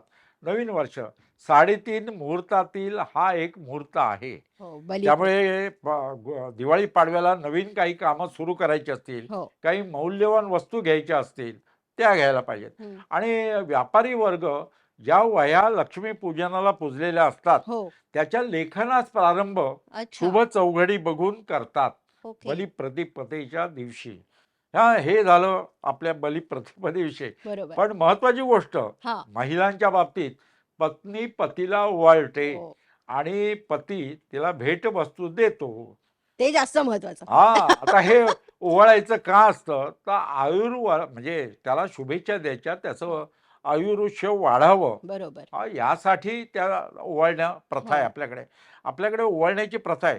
पण आधुनिक काळामध्ये पतीनं पत्नीला ओवाळलं तरी चालेल. तिचं पण आयुष्य नको का वाढायला? बरोबर. त्यामुळे दोघांनी एकमेकाला ओवाळलं आणि दोघांना एकमेकांनी, कारण ती पण अर्थार्जन करीत असते. अगदी. त्यामुळे आधुनिक काळामध्ये जसं मी सांगतो, वटपौर्णिमेला पुरुषांनी सुद्धा उपवास करायला पाहिजे सत्यवानाने. केवळ सावित्रीलाच उपवास करायला सांगायचा आणि तिने सगळे वर मागायचे, हे जसं बरोबर नाही. हरताळका पण आहे. तसं काळ बदललाय हो, कलियुग आहे. अगदी. त्यामुळे पतीनं सुद्धा पत्नीला ओवाळायला हरकत नाही. खरं शास्त्रात सांगितलंय लहानानं मोठ्याला ओवाळावं. पण ठीक आहे, दोघांनी एकमेकाला ओवाळावं, दोघांनी बलिप्रतिपदा 3:30 मुहूर्तातील हा उत्सव आनंदाने सण साजरा करावा, असं आहे या बरोबर. दिवशी. आणि नवीन वर्षाच्या एकमेकाला शुभेच्छा द्यायच्या या दिवशी. पूर्वी भेट कार्ड पाठवत होतो. हो. आठवत अगदी. असेल की हो. भेट कार्ड अगोदर आणायची आणि पोस्टात गर्दी गर्दी व्हायची. खरंच. आता नाही. नाही. आता आधुनिक फेसबुकचं युग आहे, हो. व्हॉट्सअपचं युग आहे. आपण व्हॉट्सअपवरून शुभेच्छा देऊ शकतो दिवाळीच्या. परदेशात सुद्धा पाठवता येतं हो. आणि फ्री फ्री. सगळं हे वापरता येतं. फेसबुकवरून शुभेच्छा देऊ शकतो. तर दिवाळी हा सण आता बलिप्रतिपदेचा, नवीन वर्षाचा अशा पद्धतीनं आपण साजरा करू शकतो. बरोबर. आणि गोवर्धन पूजा. हां. चांगला प्रश्न विचारला. बघा, गोकुळवासियांना पूर्वी वाटत असे, की इंद्र पाऊस पाडतो. अच्छा. हां. म्हणून इंद्राची पूजा ते करीत असत पावसासाठी. हां. पण भगवान कृष्णानं सांगितलं, की इंद्र पाऊस पाडीत नाही. हां. तो गोवर्धन पर्वतामुळे पाऊस पडतो. अच्छा. म्हणजे हां. प्राचीन काळी सुद्धा, आता ते विज्ञानात आपण शिकतो, डोंगराला ढग ढग आहेत. अडतात आणि ते उंच जातात. हो. मग त्यांना थंड वारा लागतो आणि मग त्याचं पाण्यात रूपांतर होतं. हे बरोबर. आज आपण शाळेमध्ये शिकतो. कृष्णानं त्या काळात गोकुळवासियांना सांगितलं, की इंद्र पाऊस पाडीत नाही, गोवर्धन पर्वतामुळे पाऊस पडतो आणि गोवर्धन पर्वताची पूजा करा. म्हणून या नवीन वर्षाच्या प्रारंभी बलिप्रतिपदेला हां. गोवर्धन पर्वताची पूजा करण्याची प्रथा पडली. अच्छा. संपूर्ण गोकुळवासीय हो. गोवर्धन पर्वताची बलिप्रतिपदेच्या नवीन वर्षाच्या बरोबर. दिवाळी पाडव्याच्या दिवशी पूजा करायची प्रथा पडली. आणखी अन्नकूट. हो. अन्नकूट महत्वाचं आहे. आता बघा, पूर्वी गावामध्ये एखादं मंदिर असायचंच. बरोबर. प्रत्येक गावात मंदिर असायचं. हो. तर गावात प्रत्येक जण घरी स्वयंपाक करायचा, हां. एक एक पदार्थ करायचे हां. आणि सर्वजण गावातले लोक तो पदार्थ घेऊन मंदिरात यायचे हां. आणि ठराविक वेळी मंदिरात त्या सर्व पदार्थांचा नैवेद्य अच्छा. या मंदिरातील देवाला अर्पण करायचा आणि मग तो सर्वांनी एकत्र बसायचं हां. आणि त्याचं भोजन करायचं. ओके. याला अन्नकूट म्हणतात. अन्नकूट. अन्नकोट शब्द वापरला हो, जातो. हो. अन्नकूट वापरला जातो. कोट करतात असं म्हटलं तरी चालेल. पण मला एक गंमत वाटते, प्राचीन काळी सुद्धा समाज भोजन एकत्र एकत्र बसून, बसून. म्हणजे इथे उच्च नाही, नाही. नीच नाही, श्रीमंत नाही, गरीब नाही, स्त्री पुरुष आबालवृद्ध सर्वांनी एकत्र बसून सर्व पदार्थ भक्षण करायचे. बरोबर. किती तत्वज्ञान या अन्नकूटामध्ये सांगत आहे. अजूनही अनेक गावांमध्ये ही प्रथा आहे.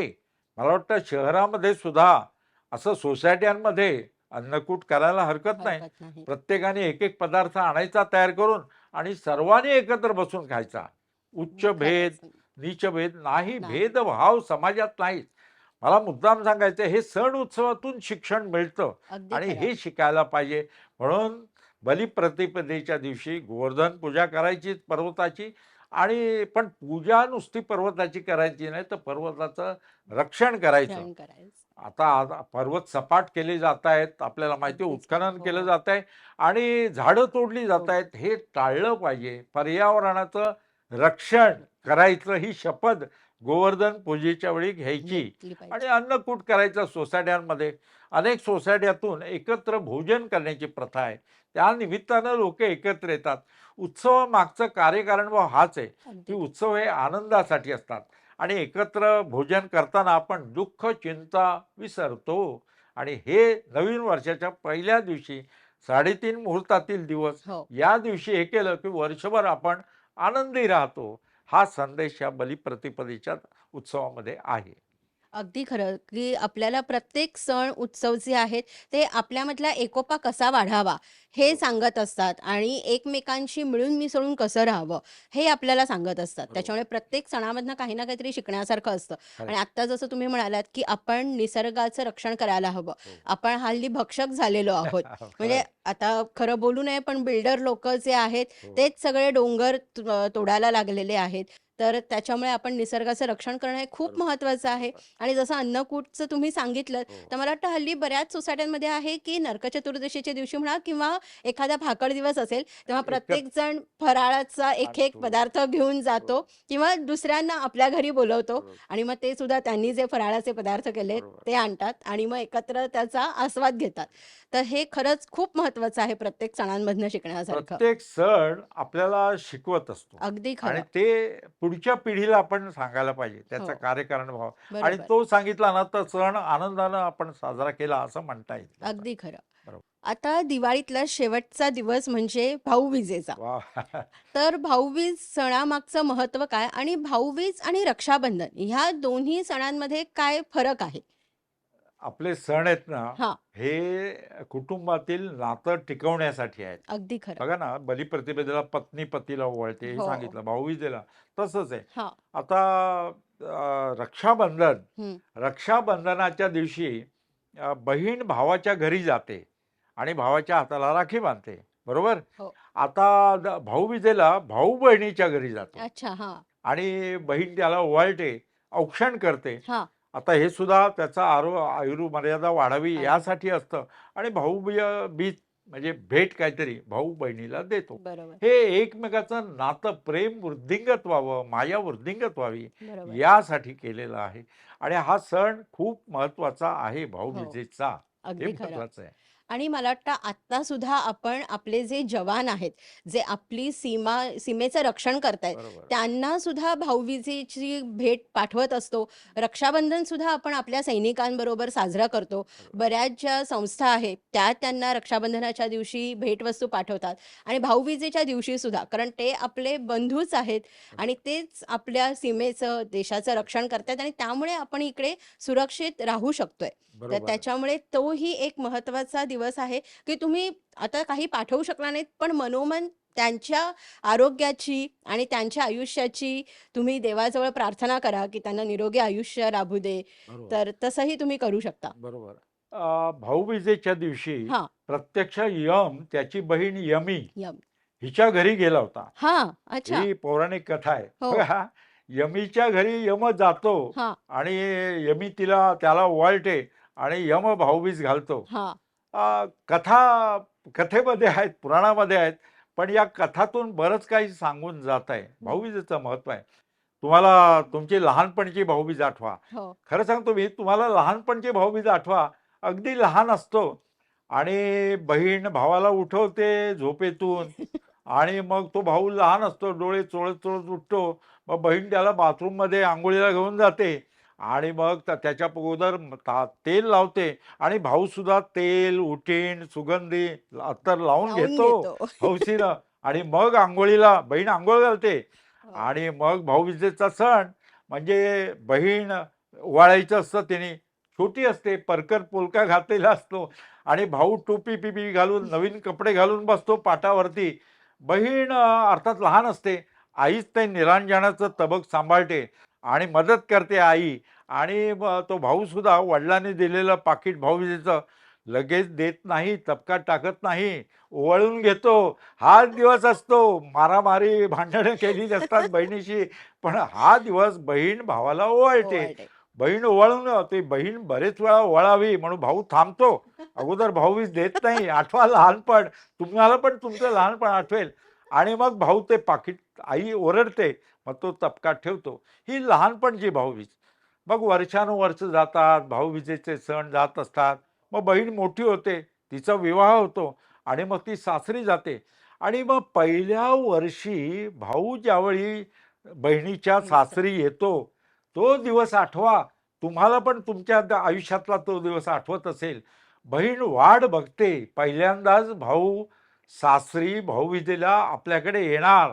ती सकाळपासून तयारी करते, घर स्वच्छ करते आणि महत्त्वाची गोष्ट म्हणजे भावाला, म्हणजे त्याची आई त्याला सांगते, ए तू बहिणीच्या सासरी जातोयस, नीट वाघ. त्याच्याबरोबर खाऊचा डबा देते आपल्या मुलीला आणि भाऊबीज देते आणि ती द्यायची. भाऊ दुरून दिसला की बहिणीला इतका आनंद होतो. आता काय झालं, मोबाईल आहे. हो. मोबाईल, भाऊ बहिणी बोलतात. सासर माहेर हा अंतर राहिलेला नाही बरोबर. आता, पण पूर्वी जास्त होतं. हो. सासरी जाण्याचा हा भावाचा पहिलाच प्रसंग असतो, बहिणीच्या सासरी. आणि म्हणून कौतुक करते बहीण. मग बसते, भाऊ बसतो, त्याला जेवण गोडाचं मस्तपैकी दिलं, गप्पा होतात. बहीण भावाला पहिला प्रश्न विचारते, आई बाबा कसे आहेत? कारण तिला आईबाबांची आठवण येत असते. बाबांची तब्येत कशी आहे असं विचारते. आणि मग तो सांगतो आणि मग बहीण त्याला ओवाळते. आणि भाऊ पहिली भाऊबीज आपल्या बहिणीला देत असतो. तो पहिली भाऊबीज, लग्नानंतरची, विवाहानंतरची आठवा. खरोखर तो क्षण आणि बालपणीची भाऊबीज वेगळी असते. नंतर वर्षामागून वर्ष जातात, भाऊबीजेमागून भाऊबीज जात असते. अनेक वर्ष हा सोहळा संपन्न होत असतो. आणि मग वृद्धापकाळ. मग भाऊसुद्धा थकलेला असतो, बहीणसुद्धा वयोवृद्ध झालेली असते. तिला ओवाळणीचं तबकसुद्धा हातात धरण्याची ताकद नसते. भाऊ येईल का? येणार, नक्की येणार, तिला खात्री असते. त्याची तब्येत कशी असो तो येणार. आणि मग ती वयोवृद्ध बहीण भावाच्या रस्त्याकडे, त्या दरवाजाकडे डोळे लावून बसते. भाऊ कधी येतोय माझा? तब्येत त्याची कशी असेल? तो येतो भाऊ. आणि मग बहीण त्याला सांगते, पाणी देते. गोडाचं जेवण खायचं नसतं, कारण त्याला अनेक आजार झालेले असतात. भाऊचा थकलेला असतो. बहीण भावाला सांगते, दोघेही वृद्ध असतात, मी ओवाळणीचं तबक देवापुढे ठेवलेलं आहे, तिथेच तू भाऊजी ठेव हो. भाऊ बसतो, हो. गप्पा होतात, एकमेकाच्या तब्येतीची चौकशी केली जाते. दुसरं काय बोलणार? वर्षामागून वर्ष गेलेली असतात. आणि भाऊ, मग जेवण होतं आणि मग भाऊबीज त्या देवापुढे ठेवलेल्या तबकामध्ये तो ठेवतो. आणि मग निरोप घेण्याचा प्रसंग. दोघांनाही मनात येतं, पुढच्या भाऊबीजेला आपण असू की नसू, पण एकमेकाला विचारण्याची हिंमत होत नसते. दोघेही वृद्ध झाले असतात. बहीण भावाला निरोप जेव्हा भाऊ घेतो तेव्हा म्हणते, दादा पुढच्या वर्षी येशील ना? तो म्हणतो, नक्की येईन, तू जिथे असशील तिथे मी येईन. भाऊ बहिणीला आनंद होतो. तिला दरवाजापर्यंत जायची पण ताकद नसते भावाला निरोप देण्यासाठी. ती बघत असते कॉटवरती बसूनच. भाऊ जात असतो, तिच्या पाठमोऱ्या आकृतीकडे, भावाकडे बघत असते. देवा आरोग्य चांगलं ठेव रे माझ्या दादाचं, अशी ती देवापुढे प्रार्थना करीत असते. आणि अशी भाऊबीज संपन्न होत असते. भाऊबीजेचं नातं आहे ना, बहीण भावाचं, एका रक्ताचं नातं आपण म्हणतो, जबरदस्त. हेच भारतीय संस्कृतीचं वैशिष्ट्य आहे. दिवाळीचा हा शेवटचा दिवस, पण खरं सांगतो मी, आपल्या डोळ्यात सुद्धा अश्रू येतात या दिवशी. बहीण भावाचं प्रेम हे महान असतं असं म्हणतात, ते खरं आहे. इतर नाती जशी असतात त्यापेक्षा हे नातं वेगळं असतं. आणि म्हणून भाऊबीज हा, खरं सांगायचं तर रक्षाबंधन हा सण आपला नाही, तो राजस्थान गुजरातमधून महाराष्ट्रात आला. पण भाऊबीज हा महाराष्ट्राचा. कुठेही भाऊ असो, ज्या बहिणीला भाऊ नाही त्या चंद्राला ओवाळतात आणि चंद्राला ओवाळून त्याला भाऊ मानतात. तुम्ही मला सांगा ना, असं कुठल्याही संस्कृतीमध्ये नाही, जे भारतीय संस्कृती. म्हणून आज संपूर्ण जगामध्ये भारतीय सण उत्सवाचा, संस्कृतीचा अभ्यास होतोय. भाऊबीजेच्या सणाचा, बलिप्रतिपदेचा, नरक चतुर्दशीचा, या दिवाळीच्या सणांचा अभ्यास होतो आहे. तेव्हा भाऊबीजेचा सण हा हृदयस्पर्शी सण. आणि वयाप्रमाणे त्याचं रूप बदलत जातं. सण तोच असतो, खरंय, खरंय. पण वयाप्रमाणे रूप हे पुढच्या पिढीला सांगायला पाहिजे. आणि तसं हे त्याचं शिकवण पुढच्या पिढीला सण उत्सवांची द्यायला पाहिजे. म्हणूनच एक गाणं आहे ना, की सोनियाच्या ताटी उजळल्या ज्योती, ओवाळी ते भाऊ राया. हो, अगदी. वेड्या बहिणीची वेड्या वेडी बहिणीची. वाया. आणि भाऊ म्हणतो, "बहीण माझी वेडी आहे हे मला माहितीच आहे." खरं आहे. नाही नाही, लहानपणी भांडण केलेलं असतं. पण लक्षात घ्या, हा खरंय. जीवनपट जेव्हा आपण पाहतो ना, अगदी. खरं आहे, हा जो सण आहे, हा नातं टिकून ठेवणार आणि असतं. बहीण भावांचं नातं जसं तुम्ही म्हणालात म्हणजे त्याची तुलना दुसऱ्या कुठल्या नात्याशी होऊच शकत नाही म्हणजे आणि त्यांच्यामधलं प्रेम हे दिवसेंदिवस वृद्धिंगत होत जातं. असं सांगतात, बहिणीच्या पायाला ठेच लागली किंवा भावाच्या पायाला ठेच लागली, तर बहिणीच्या तोंडातून शब्द येतो, आई ग. आई ग, किंवा खरंय, हे लक्षात घ्या, हे नातंच विलक्षण आहे. वेगळंय.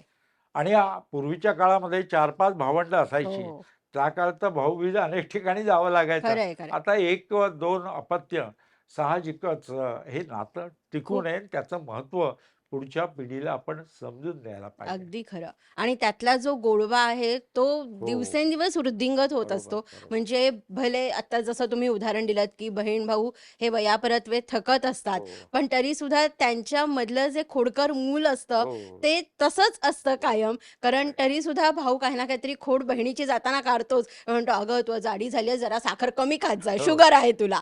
म्हणून पण मी गोड मिठाई आणलेली नाहीये." पण मगाच मी ते सांगितलं ना, की बहीण देवाजवळ काय मागते? हो. भावाचं आयुष्य वाढू दे. आयुष्य वाढू दे. खरंय. लक्षात घ्या. माझं म्हणजे ती आयुष्य त्याला मिळू स्वतःसाठी दे. मागत नाही. अगदी खरं. हेच भारतीय संस्कृतीचं वैशिष्ट्य आहे. भावाचं बरोबर. आयुष्य वाढावं खरंय. म्हणून ती देवाजवळ प्रार्थना करते.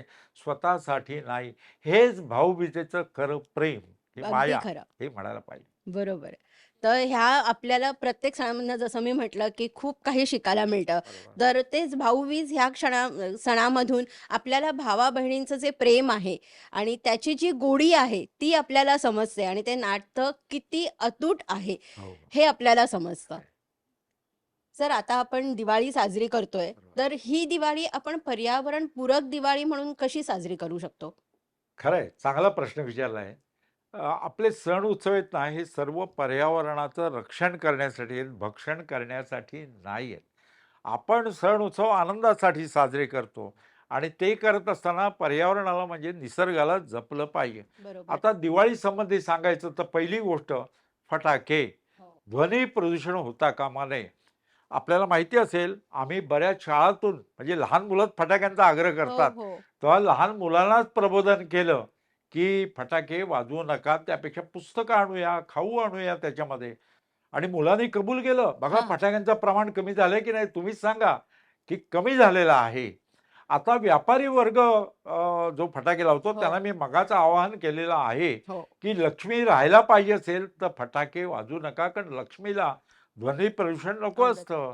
तिला स्वच्छता पाहिजे असते. बरोबर. तर ती गोष्ट लक्षात ठेवा. ध्वनी प्रदूषण होतं कामा नये. वायू प्रदूषण, काही फटाक्यांचा धूर तर विषारी असतो. हो, म्हणजे मला आठवतं, की काही फटाक्यांमुळे ज्यांना श्वसनाचे आजार आहेत, हो. ते दिवाळीत बाहेरगावी जायचे शहरातून, असे पण लोकं होते. हं. तर तसं होता कामा नये. दिवाळी प्रत्येकाला घरात राहून साजरी करता यायला पाहिजे. बरोबर. तेव्हा हवामान बिघडताना याची काळजी घ्यायला पाहिजे. नंतर आकाशकंदील करताना प्लास्टिकचा वापर करता कामा नये. बरोबर.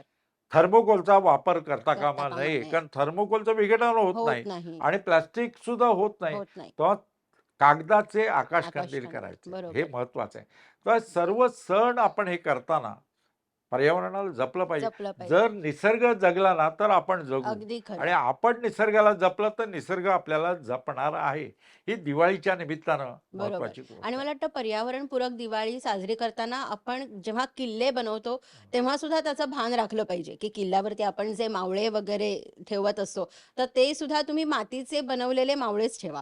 कारण हल्ली प्लास्टिकचे हो, मावळे सुद्धा मिळतात किंवा तोफ जी असते, ती सुद्धा तुम्ही ज्याचं विघटन होईल अशी तुम्ही तोफ बनवा बरोबर, आणि बरोबर. ती ठेवा.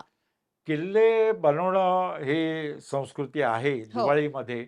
आपल्याला माहिती असेल महाराष्ट्रामध्ये किल्ले बरेच आहेत. हो. म्हणजे किल्ल्याचे अनेक प्रकार आहेत. हं. समुद्रातील हो, किल्ले आणि किल्ल्याची रचना ही पुढच्या पिढीला कळावी बरोबर. यासाठी दिवाळीत किल्ले बनवले बनवतात. जातात. हल्ली आणि स्पर्धाही असतात. काही ठिकाणी स्पर्धा बरोबर स्पर्धा पण असतात, बक्षिसं दिली जातात. हो, किल्ला म्हटलं की त्याचं प्रमुख गेट म्हणजे बरोबर. दरवाजा दरवाजा. आपल्याला माहिती असेल त्या दरवाजावरती सुद्धा अणकुचीदार असे खिळे खिळे असायचे, असायचे. हो, की हत्तीच्या ह्यानी सुद्धा तो फोडता कामा नये हो. आणि वळण असतं तिथे. बरोबर. नंतर वरती गणपतीची किंवा हनुमानाची मूर्ती असते आणि किल्ला म्हटला ना, तिथे एक शस्त्रसाठा, हो. दारुगोळा साठा, पाण्याची सोय, धान्याचं कोठार, बुरुज, बुरुज. तोफगोळे हे सगळं म्हणजे 2 महिने किल्ल्यावरती सैनिक राहता येतील हे महत्वाचं आहे. शिवाय भुयारी मार्ग बरोबर. म्हणून किल्ल्याच्या स्पर्धा करतात ना, तेव्हा ही हो. सगळी माहिती नवीन पिढीला व्हायला व्हायला पाहिजे. हवी. यासाठी हे किल्ले दिवाळीच्या निमित्तानं बनवले जातात. पण तुम्ही म्हणालात तसं ते पर्यावरणपूरक वस्तू वापरायला पाहिजेत. बरोबर. हे महत्वाचं आहे. तुम्ही आत्ता जसं म्हणालात, की पर्यावरणपूरक दिवाळीमध्ये हो, आपण ध्वनी प्रदूषण करणारे फटाके वाजवायला नकोत बरोबर, आणि फटाके म्हटलं, की आपण ते रात्रीच फोडतो. तर बरोबर. मला एक वाटतं, की रात्री जे आपले पक्षी असतात, हो, ते झाडांवरती असतात, ते झोपलेले असतात हो, आणि त्या फटाक्यांच्या आवाजाने ते दचकतात हो, किंवा कधी-कधी ते फटाकेसुद्धा त्यांच्या जीवावरती बेततात. बरोबर. त्याच्यामुळे ते जखमी होऊ शकतात. हो, तर हे सुद्धा एक कारण आहे आणि परत फटाके आपण जास्त वाजवले, तर त्याचाच कचरा होतो. हो, आणि जे आपले केर बरोबर, उचलणारे आहेत, बरोबर, झाडूवाले आहेत, त्यांचं काम हे जास्त वाढतं. बरोबर. आत्ता परवाचीच गोष्ट सर, मी आणि माझा भाऊ आम्ही असेच बाहेर जात होतो आणि तिथे एक फटाके विकणारा माणूस बसला होता. हो, आपटीबार जे असतात, हो, ते आपटीबार विकणारा तो माणूस बसलेला. हो, साधारण एक 10 वाजले असतील. बरोबर, त्यांनी त्याचं दुकान आवरायला घेतलं. बरोबर. सगळी साफसफाई केली आणि त्यांनी अक्षरशः जे काही त्याच्या बाजूला कचरा जमलेला होता, हो, तो त्यांनी स्वतःनी साफ केला. म्हणजे हो, मी आणि माझा भाऊ अक्षरशः ते बघत होतो, की हा बरोबर. काय करतोय? हो, त्यांनी तो साफ केला. त्याच्या मागे टी-एम-सीची कचराकुंडी होती. बरोबर, पण त्यांनी त्यात तो कचरा टाकला नाही. बरोबर. त्याच्यामध्ये एक बॉक्स होतं. हो, ते बॉक्स त्यांनी घेतलं.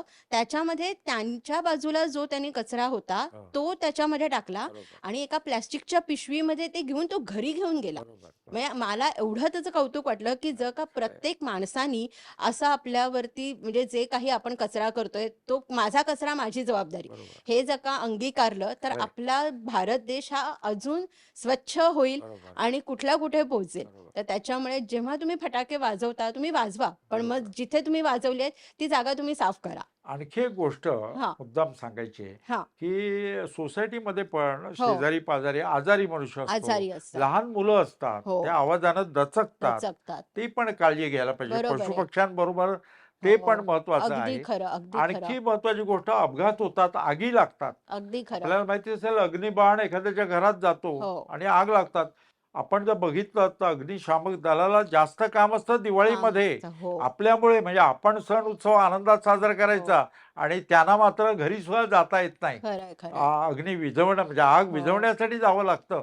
तुम्ही मला सांगा, असं होता कामा नये. आपणच काळजी घ्यायला पाहिजे की नाही? आणि बरोबर आहे. म्हणूनच फटाके वाजवायचे नाहीत. नाहीत. अपघात टाळायचे, आगीचं प्रकरण टाळायची खरंय. आणि महत्त्वाची गोष्ट आनंदात साजरा करायचा. बरोबर. ते महत्त्वाचं आहे. आणि जे आजकाल चिनी वस्तू हो, या सुद्धा खरेदी करायच्या नाहीत. बघा सण आपले, हो. पण राखी बांधायची रक्षाबंधनाला चिनी, मेड इन चीन, चायना. फटाके made in made China. In China. आपण दीपमाळ आणायची मेड इन चायना. हो, भारतीय वस्तूंचा वापर वापर. दिवाळीसाठी करायला पाहिजे. प्रत्येक खरंय. सणाला तो करायला पाहिजे. ही गोष्ट लक्षात घ्यायला पाहिजे. अगदी खरं.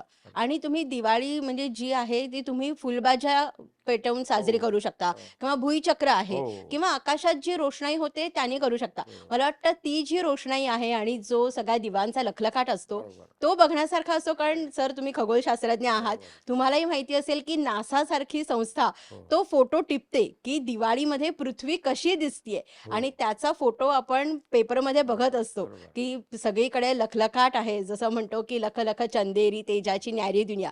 तर आपली पृथ्वी ही अक्षरशः न्हाऊन निघालेली असते त्या दिव्यांच्या रोषणाईमध्ये. तर हां. त्याच्यामुळे अशी जर का आपण दिवाळी साजरी केली, तर ती नक्कीच सगळ्यांना आवडेल. नक्कीच, नक्कीच. आपल्याला माहिती असेल नासावरून फोटो घेते. हो, आता भारताचं इस्रो ही संस्था सुद्धा अगदी. भारताचे फोटो घेते हो, आणि संपूर्ण भारतामध्ये हा सण आहे ना, आता केवळ भारतापुरता राहिलेला नाही, तर बरोबर, संपूर्ण जगामध्ये जिथे-जिथे भारतीय माणूस गेलेला आहे, तिथे-तिथे दिवाळी साजरी होत असते. बरोबर. आणि दिवाळीचा सण हा प्रकाशाचा उत्सव. साहजिकच वरून घेतलेला पृथ्वीचा फोटो प्रकाशमय प्रकाशम. असा तमाच्या तळाशी दिवे दिवे लाग लाग रे. रे. खरंच, मला खरंच. तुम्ही सांगा अंधकार नाहीसा करणारा हो, असा हा सण, अगदी खरं. प्रकाशाचा उत्सव हा आनंदात साजरा व्हायला पाहिजे आणि म्हणून एकमेकाला आपण शुभेच्छा देतो. अगदी खरं. दीपावलीच्या शुभेच्छा. म्हणजे हे आपण म्हणतो आणि ना की दिव्याचा दीप दीप दिवे लावा हो, आणि आपणच दीप व्हायचं खरंय. आणि जगाला प्रकाश द्यायचा. अगदी. हे महत्वाचं. म्हणजे एक सांगायचं म्हणजे शुभम करोति कल्याणम, हो. आरोग्यम आरोग्यम धनसंपदा, धनसंपदा. शत्रुबुद्धीर विनाशाय, नाशाय दीपोज्योती दीपज्योती नमोस्तुते. नमस्तुते. याचा अर्थ काय तो सांगतो. हे दीपज्योती, तुला नमस्कार असो. तू आमचे शुभ आणि कल्याण कर. आम्हाला आरोग्य आणि धनसंपत्ती दे. आमच्यातील शत्रुत्वाची वैरभावनेची बुद्धी नाहीशी कर. बघा, शत्रू बुद्धी विनाशाय, म्हणजे शत्रूची बुद्धी नव्हे, आपल्यातील शत्रुत्वाची बुद्धी वैरभावना नाहीशी कर, अशी प्रार्थना करतो. तमसो मा ज्योतिर्गमय, अंधारातून प्रकाशाकडे. आणि दिवे लागरेले दिवे लागरे त्रमाच्या तळाशी. हे मला वाटतं शंकर रामाणींचं गीत, हो. सुंदर गीत आहे. तर अशा वेळी दिवाळी पहाट आपल्याकडे होते ना, हो. त्यावेळी ही दीपाची दिव्याची व्याख्याच काय आहे सांगतो. दीप्यते दीपयती वा स्वम परम चेती. अच्छा. म्हणजे जो स्वतः प्रकाशतो आणि दुसऱ्याला प्रकाशित प्रकाश करतो, करतो. तो दिवा. तसा आपण दिवे दिवाळीमध्ये प्रज्वलित करायचेच, प्रकाशमय दिवाळी करायचीच, पण आपणच दिवा व्हायचा आणि अगदी. समाजातला अंधकार दूर करायचा. हा संदेश या दिवाळीचा आहे. अगदी खरं. सर, तुम्ही इतकी सुंदर प्रत्येक दिवसाची माहिती दिलीत, प्रत्येक दिवसाचं काय महत्त्व आहे, हे तुम्ही श्रोत्यांना सांगितलंत. तर श्रोते हो, नक्की लक्षात ठेवा, की आपण दिवाळी कशी साजरी करायची आहे. एकमेकांच्या मनामधला अंधार जो आहे, तो दूर करायचा आहे. आणि दिवाळी हा सण असा आहे, की जो प्रत्येकाला आनंद देतो. मग ते अबालवृद्ध असू देत, गोरगरीब असू देत. आणि नेहमी लक्षात ठेवा, की ज्यांच्या घरी दिवाळी साजरी व्हावी असं तुम्हाला वाटतंय, त्या गोरगरीब लोकांकडनं तुम्ही वस्तू विकत घ्या. कारण आपल्यामुळे त्यांच्या घरी दिवाळी साजरी होत असते, दिवा पेटत असतो. आणि आपल्या मनामध्ये एकमेकांविषयीची जी काही काजळी असते, ती तुम्ही दूर करा. हा चैतन्याचा, प्रकाशाचा जो सण आहे, तो आनंदाने घालवा. आणि असाच तुम्ही छान सण साजरा करा, की जेणेकरून तो पर्यावरणाला हानी पोहोचवणार नाही. एकमेकांच्या मनामध्ये तुम्ही जागा निर्माण करा. एकमेकांमधली जे काही हेवेदावे असतील, ते विसरून जा. सर, आज तुम्ही अमृत संवादमध्ये आलात आणि इतकी सुंदर माहिती दिलीत, त्याबद्दल मी अमृत संवादतर्फे तुमचे आभार मानते. आणि अमृत संवादच्या सगळ्या टीमकडून तुम्हाला परत एकदा दिवाळीच्या खूप खूप शुभेच्छा देते. आणि आपण श्रोत्यांना पण शुभेच्छा हो. देऊया.